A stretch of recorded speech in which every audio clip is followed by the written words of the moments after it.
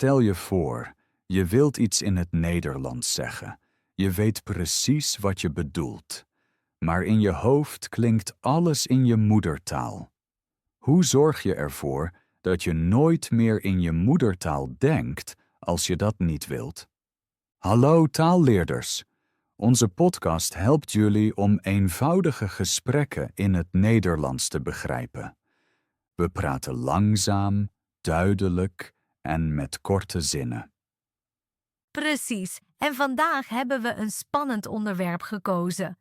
Marcus, vertel je alsjeblieft waar het over gaat.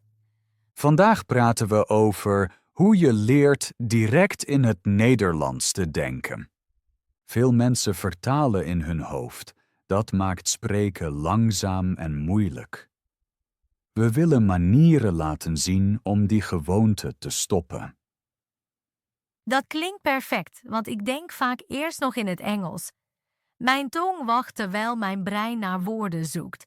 Ik hoop dat jouw tips mij en onze luisteraars helpen. Ik weet zeker dat ze helpen. Het onderwerp is vandaag belangrijk, omdat mensen wereldwijd Nederlands leren. Veel mensen hebben Nederlands nodig voor werk, reizen of vrienden. Hoe sneller je denkt, hoe vrijer je spreekt. Helemaal waar. Maar is het echt mogelijk om de moedertaal in je hoofd uit te zetten? Ja, het is mogelijk, maar het kost oefening en geduld. In het hoofddeel wil ik 5 duidelijke tips geven. Elke tip is simpel, logisch en direct bruikbaar. Klinkt geweldig. Ik ga veel vragen stellen, maak je geen zorgen. Onze luisteraars mogen ook eigen vragen sturen. Top idee. Lieve mensen, schrijf ons als je ervaringen hebt. Misschien nemen we jullie gedachten in een latere aflevering op. Marcus, kun je kort uitleggen wat denken in het Nederlands precies betekent? Graag. Denken in het Nederlands betekent dat je innerlijke woorden Nederlands zijn. Je vormt zinnen, stelt vragen en geeft commentaar zonder vertaling. Het voelt eerst vreemd, maar wordt snel natuurlijk.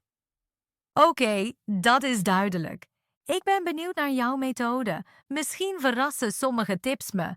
Dat hoop ik. Maar laten we eerst een klein plan maken, zodat niemand verdwaalt. We noemen het onderwerp praten over doelen en starten dan met tip 1. Klinkt gestructureerd. Ik ben klaar.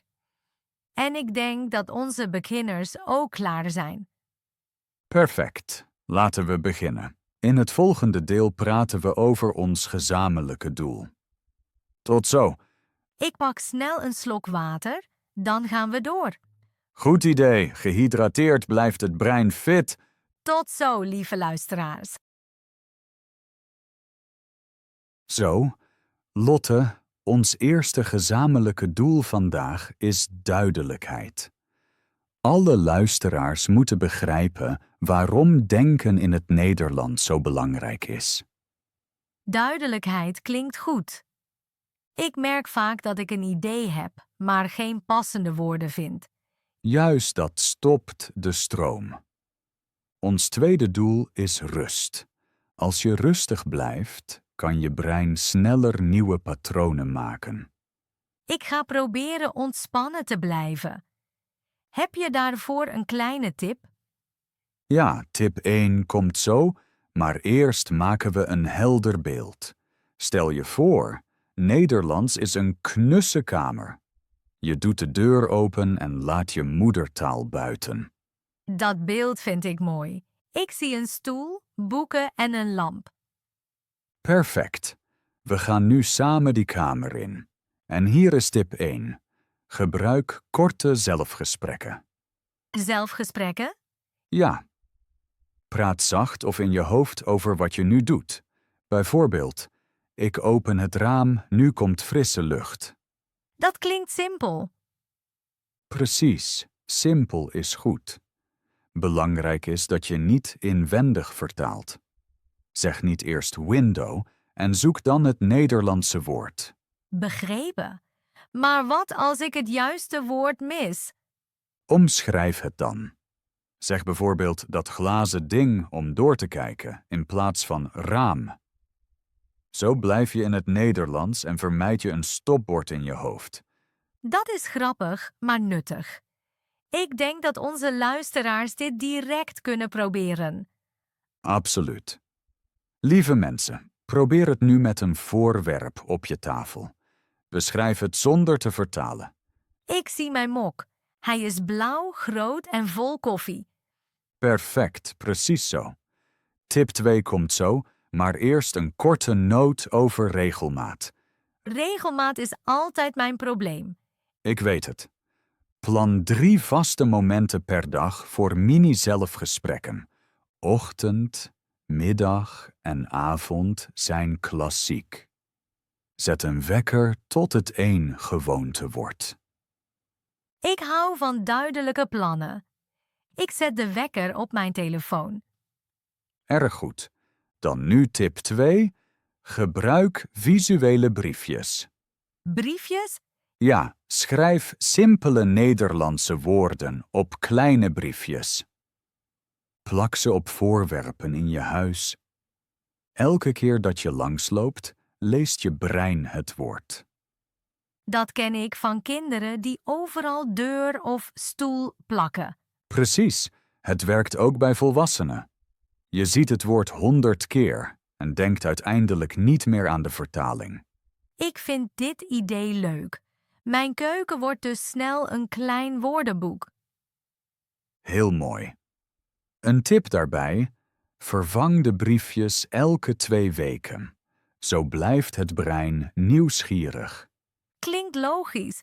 Wat als bezoek de briefjes raar vindt?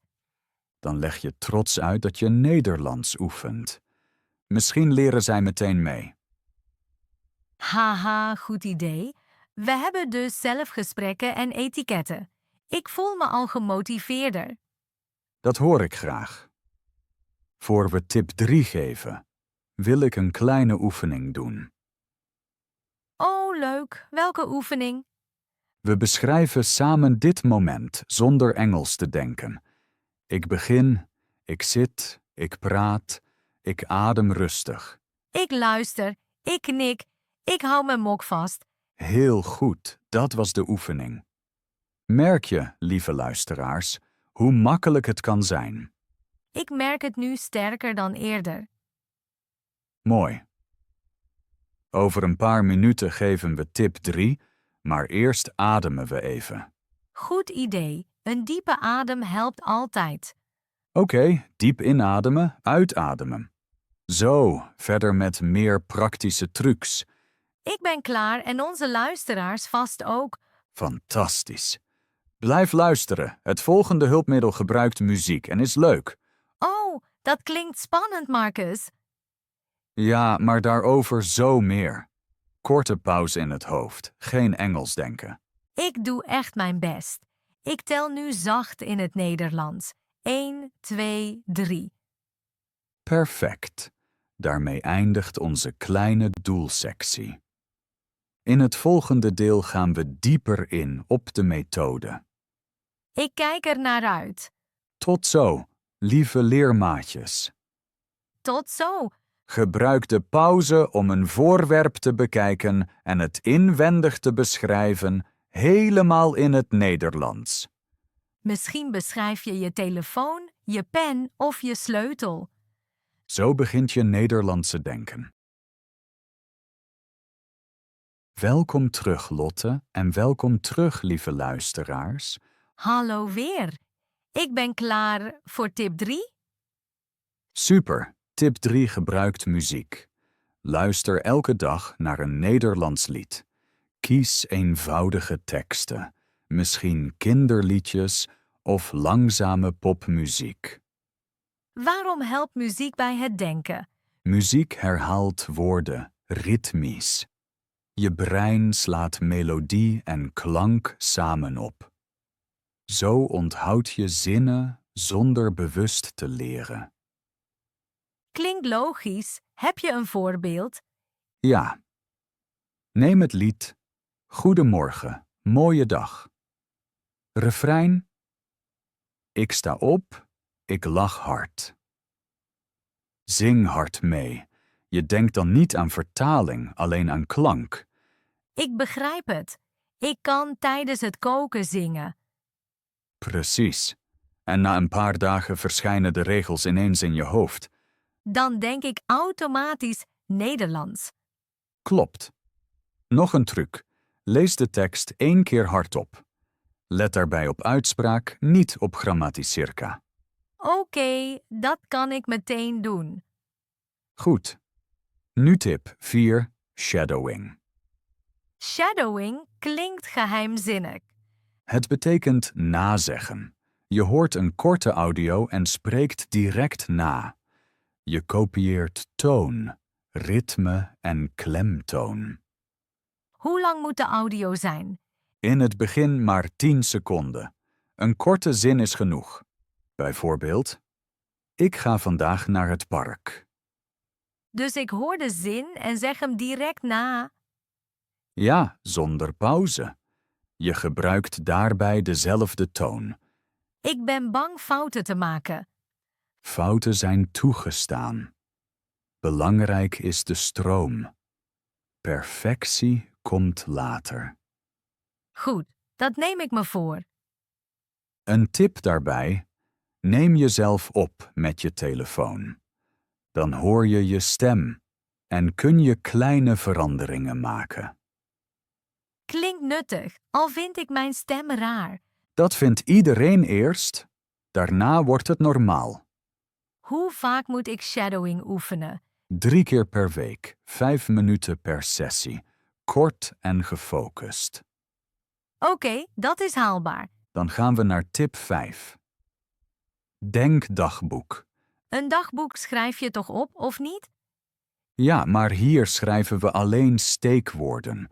Doel is je gedachten snel in het Nederlands op te schrijven. Hoe ziet een pagina eruit? Boven staat de datum. Daaronder noteer je situaties, bijvoorbeeld supermarkt, groente gezocht. Ernaast schrijf je de innerlijke zin in het Nederlands. Waar zijn de tomaten? Dus geen lange teksten, alleen korte gedachten. Precies. Zo train je snel formuleren. Ik denk dat dit me helpt duidelijker te denken. En na een week lees je alles hardop. Dat herhaalt woorden. Slim. Ik zie patronen en herken gaten. Als je woorden mist, zoek ze op en schrijf ze erbij. Zo groeit mijn woordenschat gericht. Klopt. En omdat het je eigen gedachten zijn, blijven ze langer hangen. Marcus, mag ik een tussenvraag stellen? Natuurlijk. Hoe combineer ik muziek, shadowing en dagboek zonder overbelast te raken? Goede vraag. Maandag muziek, woensdag shadowing. Vrijdag dagboek hardop lezen. Tussendoor korte zelfgesprekken en briefjes, zoals we eerder bespraken. Dus een weekplan. Ja, een duidelijk plan vermindert stress. En als iemand minder tijd heeft, Kies dan maar 2 methoden. Kwaliteit boven kwantiteit. dat lucht op. Kun je ook met vrienden oefenen? Zeker. Spreek online af of in het park. Kies een onderwerp, praat 5 minuten alleen Nederlands. En als iemand naar het Engels glijdt, Dan lach je even en ga je terug naar het Nederlands. zo blijft het vriendelijk en effectief. Precies. En jullie motiveren elkaar. Ik heb nog een idee voor onze luisteraars. Misschien kunnen ze ons hun weekplan sturen. Geweldig idee. We lezen graag hoe jullie oefenen. En we geven feedback in een latere aflevering. Perfect. Nog een punt. Gebruik je hobby's. Lees een kort recept als je graag kookt. Of bekijk een Nederlands tekentutorial. Zo combineer je plezier met leren. Precies. Het brein houdt van onderwerpen die plezier geven. Ik ga een Nederlands bakvideo zoeken. Heel goed. En vergeet niet hardop mee te praten. Ik praat dan met mijn cake, klinkt grappig. Humor helpt altijd. Lachen ontspant de tong. Marcus, ik voel me nu erg gemotiveerd. Dat is het doel. Motivatie houdt de routine levend. Je hebt veel uitgelegd. Kun je de 3 nieuwe tips kort noemen? Graag. 1. Meezingen met muziek. 2. Shadowing. 3. Denkdagboek. Dank je, dat is duidelijk. Later laten we zien hoe je vooruitgang meet. Oh, spannend. Maar laten we eerst een slok water drinken. Goed idee. Eerst hydrateren. Tot zo, lieve leermaatjes. Blijf erbij en denk verder in het Nederlands. Zo, Lotte, nu praten we over hoe je vooruitgang kunt meten. Daar wacht ik op. Ik wil zien of de moeite helpt. Eerste tip. Neem elke week een kort zelfvideo in het Nederlands op. Een video? Ik voel me wat onzeker voor de camera. Begrijp ik. Maar het video blijft privé. Je hoort jezelf en ziet je gebaren. Oké, dat klinkt haalbaar. Hoe lang moet het filmpje zijn? Slechts 1 minuut. Stel je voor, vertel wat je vandaag deed. 1 minuut lukt me. Daarna vergelijk ik oude en nieuwe opnamen. Precies. Je merkt vloeiendere zinnen en minder pauzes. En als ik weinig vooruitgang zie, frustreert mij dat. Kijk dan nauwkeuriger. Misschien is je uitspraak helderder of vind je woorden sneller. Klopt. Kleine stappen tellen ook. Tweede tip, een vriendschapstimer. Wat is dat? Spreek af met een leermaatje en zet een timer op 5 minuten. Zolang de timer loopt, spreken jullie alleen Nederlands. En als iemand Engels gaat spreken? Dan is er een grappig strafwoord. De ander roept hard aardappel. Haha, dat maakt de sfeer luchtig. Na 3 weken verhoog je naar 8 minuten, daarna 10. Zo zie ik mijn uithoudingsvermogen groeien. Precies. Derde tip. Woordendagboek kleurrijk markeren. Bedoel je het denkdagboek? Ja. Markeer nieuwe woorden geel, herhaalde oranje en zekere groen. Dan zie ik veel groene woorden en weet ik denk sneller. Juist. Visuele successen motiveren sterk. Marcus, ik merk dat alle tips simpel maar consequent zijn. Eenvoud verslaat complexiteit, vooral in het begin. Is er een tip die jij zelf dagelijks gebruikt? Ja, ik beschrijf hardop mijn omgeving als ik alleen loop. Bijvoorbeeld? De wolken zijn grijs, ik ruik vers brood van de bakker. Dat doe ik vandaag tijdens het wandelen. Heel goed. Nog iets over gevoelens? Oh, spannend. Veel mensen blokkeren omdat ze bang zijn voor fouten. Dat herken ik. Een fout voelt als een stopbord. Tip daartegen, zeg meteen verder in je hoofd en spreek de volgende zin. Een mentaal klikgeluid en dan ga je verder. Precies. Geen innerlijk oordeel, alleen doorgaan.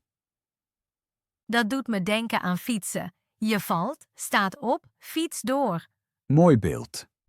Taal is ook balans en beweging. Marcus, heb je ooit opgegeven omdat het moeilijk was? Ja, bij het leren van Frans. Ik stopte 3 maanden. Hoe ben je opnieuw begonnen? Ik luisterde elke dag naar Franse comedy. Lachen brak de blokkade. Dus humor in plaats van druk.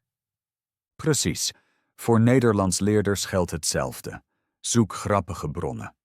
Ik hou van korte sketches. Ze zijn begrijpelijk en grappig. Perfect. Zet ondertitels in het Nederlands, niet in het Engels. Zo blijft je brein in de Nederlandse kamer. Mooi dat je dat beeld nog gebruikt. Het helpt echt om de deur mentaal te sluiten. Laten we nu samen kijken wat we allebei meemaken. Graag. Ik heb vandaag geleerd dat kleine rituelen sterk werken. En ik zie dat goede vragen het leerproces helder maken. Onze luisteraars merken misschien dat wij ook nog leren. Absoluut. Leraar en leerling vloeien vaak samen. Eén ding wil ik testen. Ik zet de timer morgen vroeg. Schrijf me dan of het woord aardappel viel. Komt goed. Ik weet zeker dat je 5 minuten in het Nederlands blijft. Ik doe mijn best. Nog een punt samen. 4 successen hardop. Hoe bedoel je dat? Zeg hardop, joepie. Dat liep vlot als een zin goed ging. Klinkt gek, maar vreugde verankert herinnering. Precies. Het brein houdt van dopamine. Marcus, wat is je huidige lievelingswoord in het Nederlands? Sterretje. Het klinkt zacht en fonkelt in mijn hoofd. Mooi. Het mijne is gezelligheid. Dat voelt warm. Beide woorden passen bij een positieve stemming. Misschien vragen we onze luisteraars hun lievelingswoord te delen. Goed idee. Schrijf ons jullie woord en waarom jullie het mooi vinden. Zo bouwen we een kleine woordgalerij. Precies, een vriendelijke verzameling voor iedereen. Marcus, ik voel dat we langzaam bij het einde komen. Ja, we hebben veel tips gedeeld en ervaringen vergeleken. Ik voel nu meer vertrouwen om direct in het Nederlands te denken. Dat doet me erg plezier. Zullen we nog een laatste mini-check doen? Graag. Beschrijf in 3 zinnen wat je ziet. Ik zie mijn laptop, het licht van de lamp en een notitieboek. Heel vloeiend. Geen aarzeling. Goed teken. Dank je, ik heb bewust niet vertaald. Fantastisch. Ik denk dat dit een mooi moment is om samen te vatten. Ja, dat klinkt als een mooie afsluiting. Top, leid dan meteen naar de samenvatting over. Ik denk dat dit een mooi moment is om alles af te ronden. Zal ik kort herhalen wat we vandaag hebben besproken? Graag, Lotte. Een samenvatting helpt onze luisteraars de tips beter te onthouden. Eerst legden we uit waarom direct in het Nederlands denken zo belangrijk is. Vertalen kost tijd, maakt zinnen traag en verstoort het gevoel voor klank. Tip 1 was korte zelfgesprekken op 3 vaste momenten per dag. Tip 2 waren gekleurde briefjes in huis, zodat ogen en brein de woorden steeds zien. Als derde stelde je muziek voor. Een eenvoudig lied meezingen bewaart melodie en woordenschat samen en geeft vrolijkheid. De 4e tip was shadowing. We horen een zin en spreken hem meteen na om ritme, klemtoon en uitspraak te trainen. 5e tip werd het denkdagboek. We noteren snelle steekwoorden, lezen ze later hardop en sluiten zo het gat tussen gedachte en taal. Daarna bespraken we manieren om vooruitgang te meten. Dat zijn wekelijkse 1-minuut video's en de vriendschapstimer met het woord aardappel. Ook het gekleurde woorddagboek toont nieuwe, herhaalde en zekere woorden. We verzamelden ook mentale strategieën zoals fouten snel loslaten, verder praten en successen hardop vieren. Humor, hobby's en samen oefenen houden de motivatie hoog en voorkomen verveling. Ten slotte benadrukten we dat kleine regelmatige stappen sterker zijn dan zeldzame marathons. Elke leerling mag daarbij eigen rituelen kiezen. Samengevat, Nederlands denken start met simpele gewoonten, groeit door plezier en wordt zichtbaar als je vooruitgang meet. Dank je, Lotte. Dat was een prachtige samenvatting. Ik vind vooral dat elke tip klein maar krachtig is. Ik hoop dat onze luisteraars nu durven hun eigen Nederlandskamer in te gaan en rond te lopen. Blijf nieuwsgierig. Test de methode en merk hoe je hoofd elke dag lichter wordt. Ja, ik geloof echt dat kleine stappen de sleutel zijn.